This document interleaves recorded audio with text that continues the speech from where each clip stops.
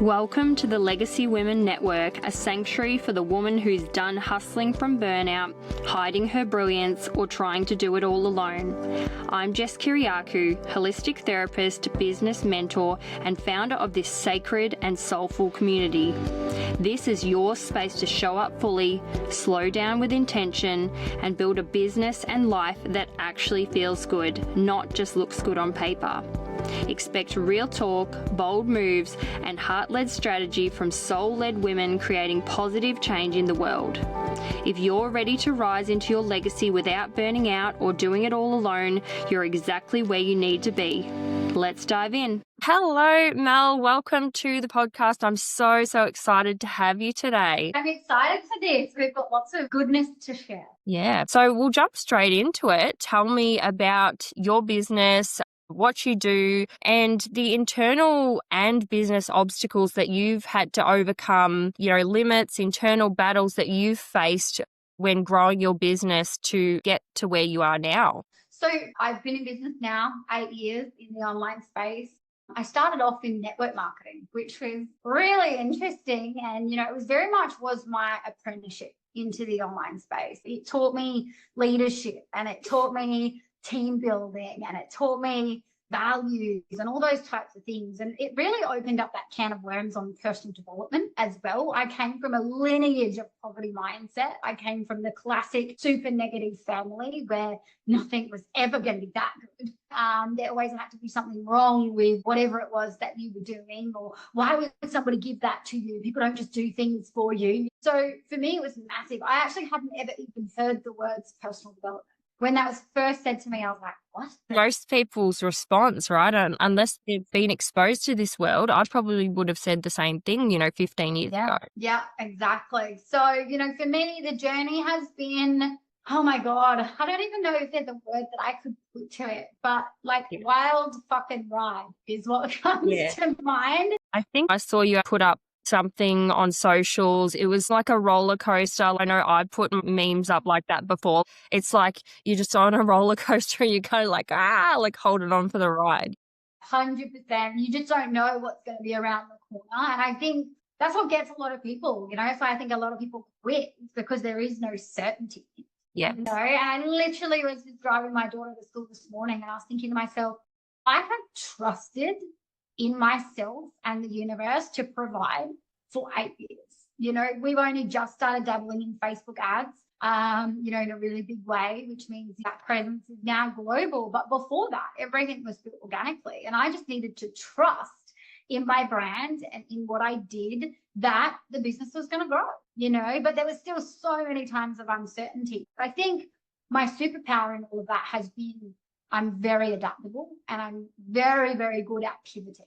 So very recently, buying trends shifted, and I don't know whether you've noticed that, but things shifted, and people went from spending, $10,000, $20,000 paying fools to they don't even want to invest $99 because so many people have been burnt. So many people have been taken for a ride that people are really, really worried about spending. And I don't think it really has anything to do with the economy. People have got money. They've definitely got it, but they're just a lot more scared about where they're putting it because they have been burnt. Those investments of the past haven't worked out for them. So I saw that quite quickly, and we adapted and pivoted very, very fast. And we brought in an extra piece to the business that didn't exist before, but complemented it very, very well. And to be honest, that kept the business flowing while we shuffled our offers and moved a few things around. And, we made some smaller programs from some bigger ones and just shuffled our offers around. That extra program that added literally kept the company afloat until now, it's very much come back on board again. So we didn't really see a massive dip in that time. And I think it's due to that adaptability of knowing and watching the trends and listening to the people that you're speaking to as well. And what's going on for them. We had a really, really high conversion rate. So when I noticed that I was on calls with people and they weren't closing, I was like, oh, what's going on here? Rather than being like, I'm shit and oh my God, nothing's working and poor me. I was like, we need to pivot fast, ASAP.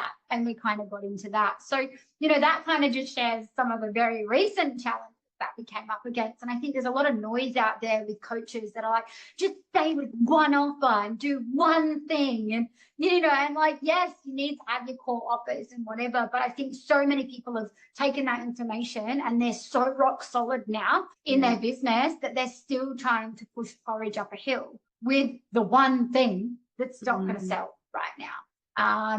So giving yourself the permission, like trust yourself. Yeah, exactly. That's exactly what I was just thinking. Trust yourself. I think that sometimes we can put like gurus on a pedestal and we actually forget to come back to self. Yeah, so true. And I think, what's become apparent inside my brand over the last couple of years is that I used to put a lot of coaches on pedestals as well. Now we're working with, a lot larger names. Most of their coaches that I could name out there that you and I would know are working with us. And, what I see is that there is nothing inside their business to be pedestaling, like absolutely nothing. What it looks like on the front certainly isn't what it looks like on the back. And that's not to pay anyone out, but I think we paint this picture that we think that they've got everything together. And it's very much not that case. So, as soon as I really started to anchor into that, where it was like, you have the answers, Mel. You're the one that's showing these people how to scale. It just put in that trust piece a little bit more, where it was like, I know what I'm doing. This is why these people consistently come to me, but also come back to me as well. So, that trust piece is huge, I think, in your own brand. So it sounds like you've really nailed that trust piece now, but what about, rewind back in the day? Like is things like self-sabotage, imposter syndrome, stuff like that, did that come up for you? Look, I've always been pretty rock solid in what we do. And the reason for that is because we are the only ones in the world that do what we do. So, I never kind of had anything like that come up for me because we had such a unique selling point that we weren't in a big blue ocean. We were in a red ocean. We were already in a position that made us stand out. Yeah. What did come up for me, though, were many challenges around bringing in mass amounts of money and being able to hold that money. That was a big piece of it. Coming from you've only shared a tiny bit of it, but I can only imagine that maybe, your parents or what you saw was possibly putting down successful people and sort of tall poppy syndrome and bringing people down a rung. Yeah, definitely. It was, to be successful, it needs to look like this, and for my mum, it was a big house and a flash car. That was success to her. So there was a lot of things that I needed to overcome in that realm of healing along my journey, but also the belief systems that had been handed to me that I needed to realize were not mine. So I was somewhat dragging this ball and chain that I didn't have to be dragging. So for me, it was, we scaled 2,903% in a week. Insane. Wow. Insane. So we went from $6,000 to $186,000. And the reason I share this is for this conversation, not to, to brag or anything like that, but to impress upon people how quickly things can change. And if you haven't elevated your mindset to the level of your bank account, we will sabotage it. Yeah, you will blow it, Yeah, 100%. So we didn't necessarily blow it. We've always been really lucky that, business is always coming in for us.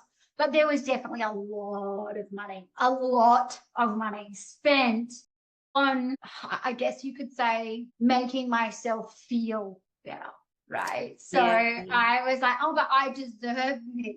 But, we've done the thing, so I'm going to buy the thing. Yeah. And I think, honestly, do it. 100% do it. I would say to any business owner, do it.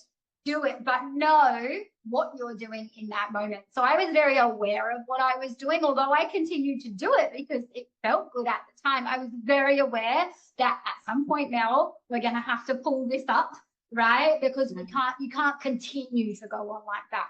For me, I very much operate out of just do it, get it out of your system, because I have such a rebellious nature that if you tell me not to do it, I'm probably going to want to do it 3 times harder. Right? So I was like, just let me get it out of my system, buy all the things. But there was a few things to me, materialistic wise, and this may work for some people, may not for others. But for me, I wanted to, there was a certain vehicle, right, where I was like, right, I want to buy this bad boy, because for me, I wanted to be reminded every damn day I walked out of my front door. That was that piece that I could actually physically see, feel, hold, and be in daily, because my life is so crazy, as in I'm always doing something, I'm always busy, I'm always creating. They're my highest values. I was struggling with being grateful for where I had got to. So bringing that into my life, buying that vehicle was such a massive piece for me.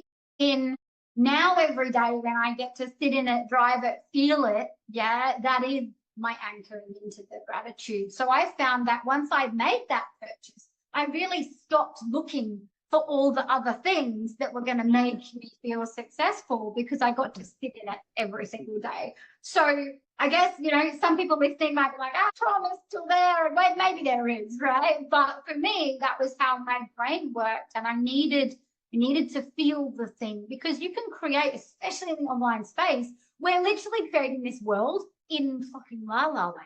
You can't touch it. You can't feel it. You can't hold it.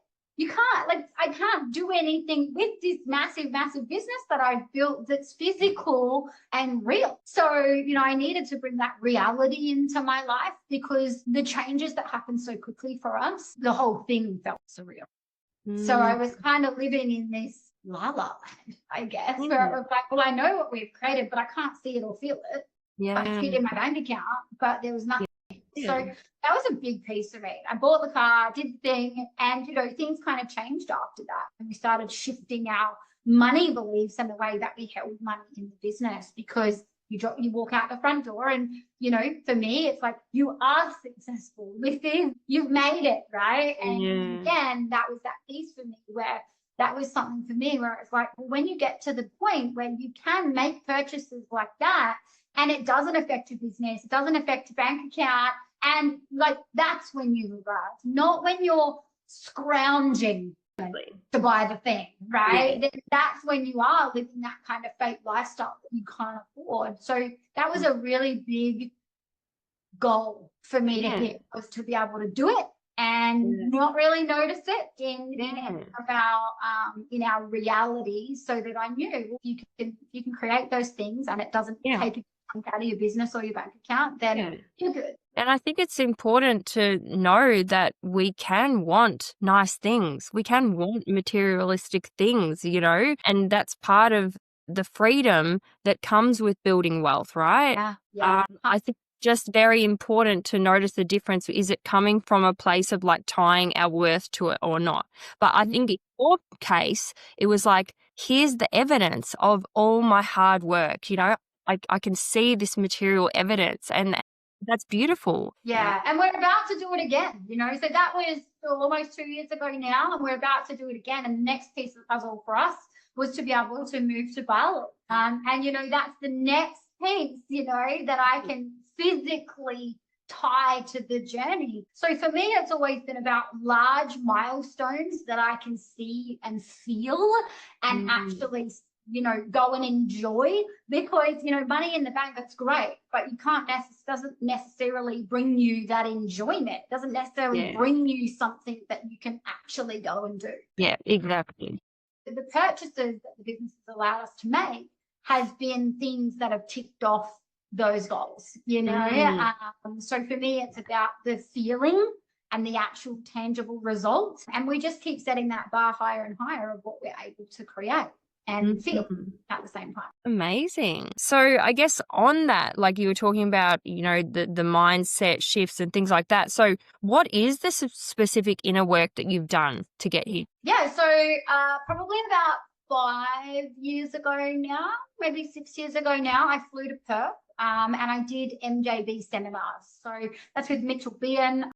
Incredible human, but that was very much on healing my relationship with my mum, which was something that, I started business online out of her lack of, I don't even know how to put it, her lack of thinking that I could do it, right? So that rebellious nature coming through. Yeah. You, of course I can bloody do it, yeah. Yeah, watch me. So My business was very much started from pain, very much started from pain. I had been through pretty severe abuse as a child, and that for me came up. I think I was about 29. I just was about to give birth to my second daughter, and also needed to appear in court at the same time to go to trial. And there was so much that was coming up for me energetically, and I hadn't started my personal development like my journey yet. I was very, very fresh into network marketing, and it's probably even longer than that now. But, I needed to heal because I was operating from emotion and I wasn't always making good decisions. For me, it was, I'm reaching the top of this company and I don't give a fuck who comes with me, and I don't care who I lose along the way. And it didn't potentially have to be like that. I'm a massive believer that everything happened for a reason, but I probably pulled a lot of things apart and sabotaged a lot of things that didn't need to be sabotaged. And myself was one of those. I've never sabotaged myself in business though, as in I've never pulled it apart and stopped the funds coming in. I think for me, the sabotage for myself was that I went so hard, I almost killed. Exactly. Yeah, that's what I was getting the vibe of. So you really found it like hard to slow down. Yeah, 100%. I mean, it worked well. In the end, it gets you where you are, right? But it does come at a cost. Yeah, it did. And look, it got me the first company, reached the top of the company in 16 months, great. Was this rock star inside the company, and I got all the accolades and, which I wasn't getting. I didn't get as a child, right? So you can see those patterns.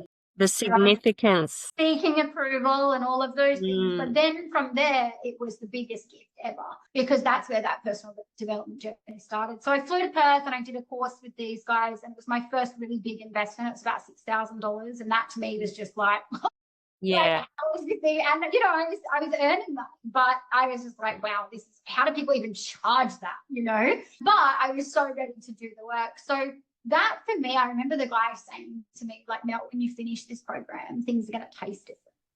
They're going to look different. And I was like, you are on crack. Like, that's not going to happen. And they did, they look different and they tasted different. And I noticed that for years after I did those programs, the changes that it made to my life, and putting to rest the fact that everything that had happened as a child, everything that had happened in my teenage years, and the relationship that I didn't have with my mum, it was the permission that everybody around me was like, you need to just make amends, and you need to, right? And a lot of that was family as well, like, you need to. And when I did that program, I got the permission that I don't need to do shit.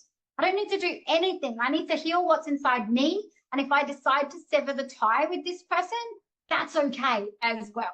And that was such a freeing thing for me, was that I guess I was kind of living with this, like, you can keep doing what you're doing, but at some point you guys are going to have to be friends. And I was like, no, we're not, right? And I was just going through just my life with this anxiety. This internal conflict. Yeah, that I had to have this person in my life. And it was my mum, of all the people. I was like, I do not want her in my life. And once I kind of got that permission, which again, I had to get that externally because I wasn't strong enough to trust myself at that stage. And it was the most freeing thing I've ever done. Still to this day, I think 9-10 years later, I haven't spoken to her, and I'm okay with that. And I have so much peace around that, because what I've realized on this journey is that you change at a rapid rate when you open up the can of worms of personal development. A lot of people around you don't. Yes. So when we go back into situations and we're trying to be like, look, I changed. Look, I did the thing. It still won't be good enough. I resonate with that. They haven't been on the journey. And I knew this was going to happen because I knew her. I knew the way that she operated. Like it the was big never stuff. Yeah, like my life was never. So I knew that it didn't matter what I do. It was never going to be enough. And I made peace with that.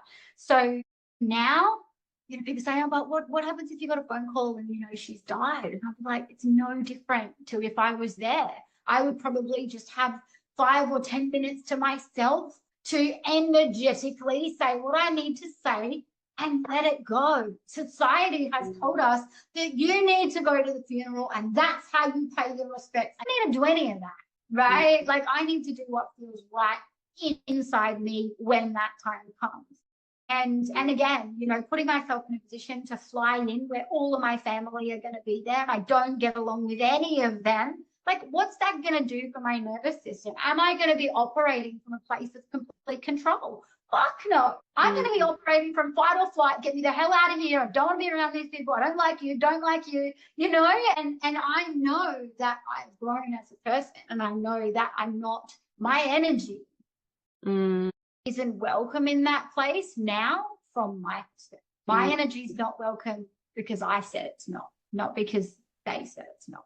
And, you know, it's such a cool place to get to where you're like, you know, I used to worry, like, oh, but they're not going to like me, or, you know, they're going to have things to say. And even when you're walking into a business meeting, you know, like, oh my God, they might not take me seriously because I'm so tattooed, you know, and then you kind of just get to this stage in your life where you're like, my energy is given to who I choose it to be given to. It's not taken. So, you know, big turning points and all of that. After that investment, I invested with a guy called Gahal Coach. He's in London. And that's like a no speech kind of trauma healing, which is really cool because the trauma was so intense as a child, and actually got raised to the Supreme Court rather than the district court because of the severity. You can imagine how somebody wouldn't want to go back there, you know, and it's so important that having children now and having a business and all these things that they need to stay afloat. I didn't want to, and I worried that taking other routes of healing could potentially floor me, you know, and that's not what I was looking for. So, move forward with that as well. So what was that, like a energy healing or something? How do I even explain it? It's almost like while you're doing it, they're like, okay, so now I want you to fast forward to the moment. Yeah. Now I want you to rewind back to where you were. Now I want you to fast forward to, you know what I mean? So it's all like, timeline, yeah. No, but it's almost like you've got the two plugs that are in your brain. One's the damaged plug, one's the good plug. And it's like, okay, plug it in. Feels like shit, huh? All right, plug the new one in. That's good. Plug the old one in. That feels like shit. Do you know what I mean? And it's kind of like, you know, you don't have to then force yourself to go there. It's ingrained that I don't live in this energy anymore. It's not who I am. So I actually struggle when people say to me, tell me about what your life used to look like, because I'm so disconnected, not in I'm trying to pretend it didn't exist. It's very much still real, but I'm so disconnected from the identity of being a survivor. That's still a victim mentality, because you have to be a victim in order to be a survivor. And that was a huge piece for me, was to completely disassociate with that identity.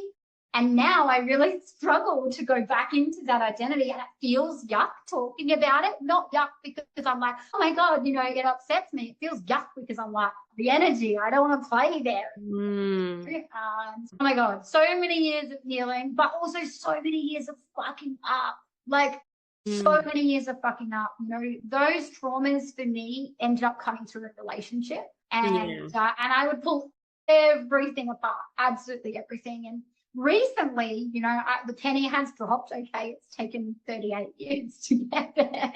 But recently the penny dropped, where it was like, you continue to give your fucking power away. What was I doing as a child when I was letting my mum tell me that I'm not good enough, and you're not this, and you're never going to be successful, and you're going to be a shit mum, and, you know, all the things that she said, I was letting her take my power. And, you know, I was doing that in relationship as well. So recently the penny dropped, where it was like, no. You know, if this doesn't feel right for me and this doesn't energetically match, it's a fuck no. Whereas before, it was like, see what happens. Like, it could be good, do you know what I mean? Or it might get better. Whereas it's like, no, you need to take it for exactly what it is right from the start. A red flag is red. It's not fucking watermelon. Baby king, it's red. And so many lessons. But at the end of the day, if I wrap all of this up and this whole journey, I literally just went on this wild ride of coming back to self. Yeah, that's always coming back to self. Yeah. And the trust I have now is that if my body says no, it's a fucking no. And I don't have to give a reason. I don't have to justify myself. And that's a big piece. I think people feel as though, like, I can't come to lunch today because there isn't a because in my life. I can't. And people Yeah, are like, no oh, is no. okay. You know, like they want to ask why, but from a respect, most people don't, right? So you That's right. actually, by thinking up this huge big reason as to why you can't, you've actually just done your own head in because you don't need to. So for me now, like if it's a no, it's just a no, and I don't have to give a reason why. And again, that's really, really empowering as well. So Yeah. I don't know, what one of the craziest things that was ever said to me and it was actually from my best friend. We were best friends for many 13 years of like speak 5 times a day type deal. Wow. And she ended up sleeping with my fiance, which rocked my world. Rocked my world. Oh my God. And I've shared this on socials. It just floored me, not because I've lost him, because I've lost her. And it had reinstated that mother wound and that sister wound that had been given to me as a child. But now I look back on it and I'm like, you idiot, signs were there. But he was so loyal. And because society said that, you know, you should have someone's back, and if they're your best friend, you'll do anything, right? If I had have looked at the behavior of this person, if it's okay to sleep with someone else's husband, why isn't it okay that why did I think that she wouldn't do it to me? Right. So there were so many things that were happening in her life that I was like, no, it's not my life, you know, you can do whatever you want. Like it's got nothing to do with me. But the signs were there. But because I didn't trust myself, because I didn't allow myself the power, then the universe was like, well, we're going to fucking show you the hard way. And I remember her, of all people, she was the one that said this to me. And she said, Mel, this is before all of this happened. She said to me, Mel, you need to walk away from every situation like a fucking boss, right? Because I was a reactor. I was like a blow shit up and ask questions later. And that was the biggest lesson I think that I've had. And I ended up walking away from that exact situation like an absolute fucking boss. And I didn't get angry. I didn't fucking yell. I didn't scream. I didn't tell her that I hated her. I didn't do any of that. I actually never said a word to her for over 12 months. And then when I did, it was simply hurt people. And you need to fucking heal. Yeah, exactly. It says everything about her. 100%. And I said to her, she's like, and I'd sent it in a text message, right? Because I didn't want to, again, give it too much energy. And in this message, she was like, I need to sit with this and I'm going to get back to you. And I simply replied that whatever you have to say needs to go to the universe from here on in, because it's actually got nothing to do with me now. And again, it was just that taking my power back. So I apply that to everything in my life, is that when something happens, the old Mel is like, oh my God, I'm going to write this email. And I still write the email. I'm going to be so careful that I don't send it, but I still write the email. And I say all the things that I want to say. Yeah. And then I sit with it. And then I'm like, okay, Mel. I love that. Now, what would the CEO version of you do? Yeah. And then I rewrite, right? And now we've got the CEO version, which is still very fuck you, but it's got that, you know. And then I sleep on it. And if I still want to send it, I send it. But usually I find once I've slept on it, I found some type of peace with it where it's like, this is not about I love that. It's about you. And this is your projection. And this is your shit. Exactly. Your story. Yeah. What have I got to look at here? 100%. So that's been a really big piece for me being a reactor, was just react. Let my body react. Let the emotion happen. But don't send the thing because you look like an idiot.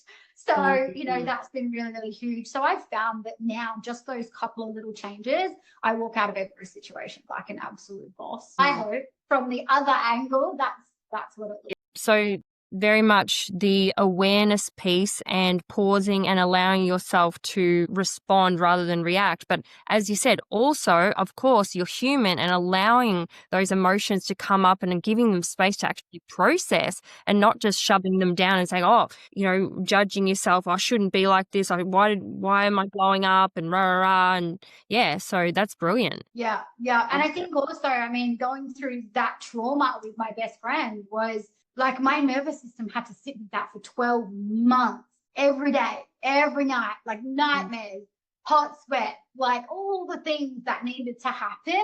And all of it was such a necessary process that I needed to process it. And it took 12 months for my nervous system to be like, okay, we can maybe have a sleep tonight, you know, we can maybe not think about this, you know. And then over time, obviously, it's just become like longer and longer and longer periods of time where, you know, now it doesn't affect me at all, and I've made such peace with it because, again, I think how you act and how you hold yourself is a direct reflection on who you are. So that whole situation had nothing to do with me.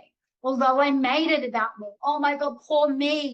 So I had immediately slipped back into that victim mentality where it was like, I can't believe you did this to me. Right? And again, it was a horrible, horrible thing to go through. But at the end of the day, it actually had nothing to do with me.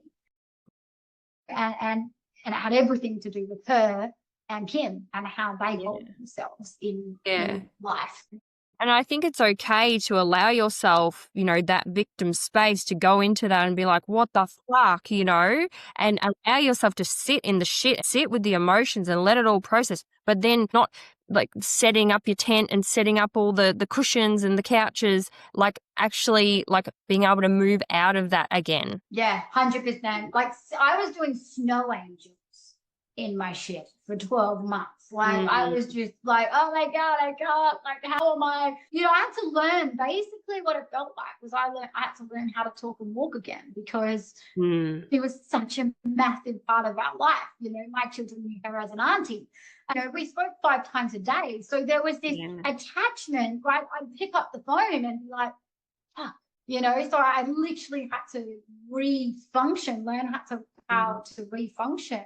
And it took a lot of time, but it was so incredibly important that as soon as I was ready, as you said, I needed to move out of that tent and into the palace. And what I realized after all of that was my business actually boomed. 2,903% growth actually happened a couple of months later. And there is no way that I could have done it with either of those people in my life because they would have kept me playing small. They would have just little subtle, I'm climbing the ladder and they just would have dropped me down 2 rungs, climbing the ladder and just dropped me down 3 rungs. Because when you're in a position like that with people that are narcissistic and abusive and, people that are really not operating from their best selves, there'll be little slight things that make you question yourself. Little slight things that I'm like, am I actually going to make this business work? Yeah. Do I actually earn enough money for how much work I'm doing? Because at that stage, it was a no, right? Like I wasn't earning stupid amounts of money. And, there was all these little things that I was questioning myself about. When those people weren't in my life anymore, I was like, you better watch me fucking whip. You better watch me nay, because I'm coming in fucking hot sideways. For me, but also for you. There definitely was that piece of me where I was like, fuck, you are going to see me suffering. You are going to look at me in 12 months' time and you are going to damn wish that you didn't do what you did.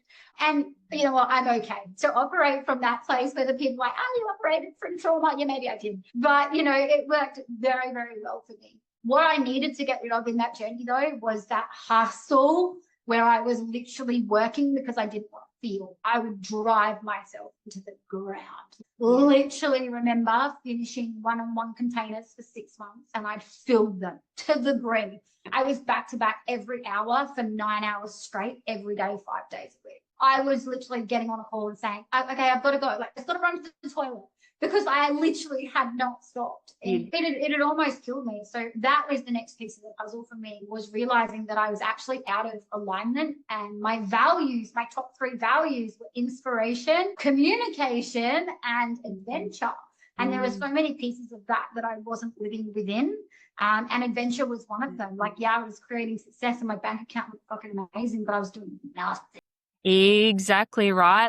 Most of us women, like whether we're in career or business, we're trying to make all this money so we can create freedom. But then even when we have the money and the freedom, like we just keep hustling and we're not actually allowing ourselves to have fun and experience joy, do the adventure, all the things, and and actually just enjoy the moment. So true. When I went through that first personal development program, I remember him saying to me, Mel, all you need to do is live within your top 3 values and your life will be the best it can ever be. And I remember thinking, this dude's actually fucking lunatic.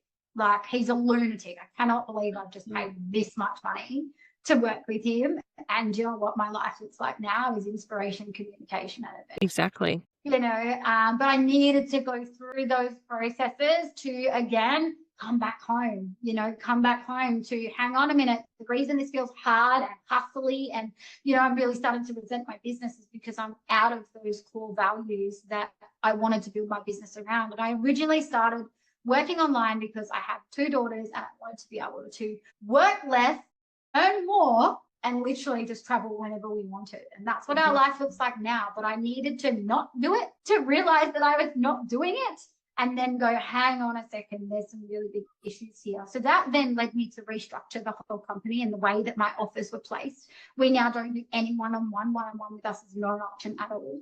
And it's not like I have one sneaky client that does it. It's just not an option. Everything is in very small, intimate group sessions, which works really well. And that's allowed me to build the lifestyle.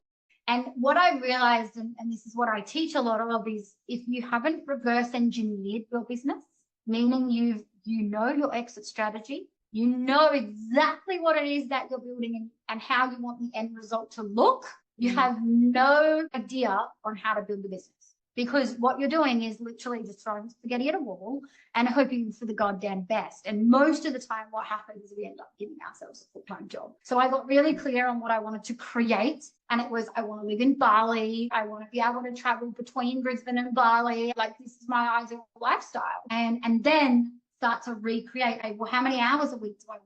Okay, well, I actually hate Mondays. Everyone hates Mondays, right? Where it's like, oh my God, it's Sunday. Tomorrow I've got to go to work tomorrow. And even owning a business, I still had that feeling. So I was like, right, not working Mondays ever again. And then I was like, everyone's always wishing, God, it's Friday. Oh my God, thank God it's Friday. And I was like, well, I want to wake up and be like, thank God it's Friday. And I actually don't have to go to work and then enjoy myself. So I did Fridays as well. So now for us, we don't work Mondays, we don't work Fridays, and we work between 10 and 2. Tuesday, Wednesday, Thursday, and that's our reality. But I needed to know that was what I wanted in order to then reverse engineer that lifestyle. So it's been a while, but we've arrived. Awesome. I love that. I was going to ask you your best business tip, but I feel like you kind of just really gave it. Is there anything else you'd like to add? Honestly, the reason I've become so obsessed in what we do is because there's no way that it can't be right. Do you know what I mean? We've tested it over and over and over and over again, over 100 companies a year, and the outcome's the same for every single one of them, and that is growth and scaling. So my biggest tip would be your systems need to be the forefront. Like, people make the money and the earning the forefront. I know I just need to earn money. Yeah, but you won't be able to earn lots of it if you don't have smart systems in place. You'll just keep tapping out. So that was just such a game changer for me. And that was the reason that we scaled that 2,903%. Only thing that changed for us was systems. So that was just such a huge piece. So I think that would be my biggest tip for somebody getting into business is your systems are way more important than those little sales that you've got coming in at the start. Those sales that are coming in can actually be on autopilot if you have the right systems, which allows you to then put your focus on doing the things that Exactly. Yeah. Quite often the things that we don't want to do or that we're putting off or that we say we can't afford are the exact things that need to be instilled in us. Yeah, so solid foundations. I love that. My last question would be, what's your go-to self-regulation or self-soothing tool? These days, definitely Bali. I fly out every 8 weeks at the moment because there's so much clarity that I get when I'm there. Or I don't even know why. Bali's a vibe. It's just, it's not like, what do you love there? It's not actually a thing. It's the vibration of that place. So for me, these days it's Bali, but before I could afford to do that, the self-regulation for me was the adventure. So the getting out, the getting on the jet ski, the going up the beach, the actually get away from this, because, and I think that's probably the hardest part for people that work from home as well, is you're stuck inside the same 4 walls every single day. It's better than being stuck at the walls at the office with the boss, but there still needs to be that time where you're actually out. 100%. This is what I advocate for in my group program, absolutely getting out and enjoying life. Yeah, I think that was just a big piece for me. And again, living within those values of communication, go and book the girls' weekend, go and book the things, because that's what really fills my cup. It's one of my highest values is communication. So I need to be out doing it. I actually thrive. So that was a really big, and that's such a self-regulator to me when my cup is full, because I feel seen and heard and held with the communication, then I'm ready to go. So I think it's different for everybody. You know, a lot of people, again, society says that it should be meditation and breath work, and it needs to be whatever the fuck feels right. For you, exactly. It's so individual. 100%. And there's no way with how fast my brain works am I going to sit there and meditate and actually enjoy it. I would be doing it because I was told to do it. So again, my meditation in another box. My meditation is, you know, 105 kilometers an hour on the water on the jet ski, nothing else around me and nothing else matters. Meditation. So I think the biggest piece of all of this, my main message in that would be do it however the fuck you want. Love that. And so tell us, where can we find you? Yeah, so Facebook is where we build a lot of our business, have many years. So you can just find me under Melanie Brandt on Facebook. It's Mel Brandt _official on Instagram. They're definitely the two that you can get. Beautiful. Well, thank you so much for your time today. It's been amazing. You're welcome. If this episode lit up something in you, I'd love it if you'd hit subscribe, share it with a sister, or leave a quick review. It helps more women find this space and rise alongside us. You can connect with me over on Instagram at @byjessicak, or learn more about the Legacy Women Network membership through the link in the show notes. See you next time.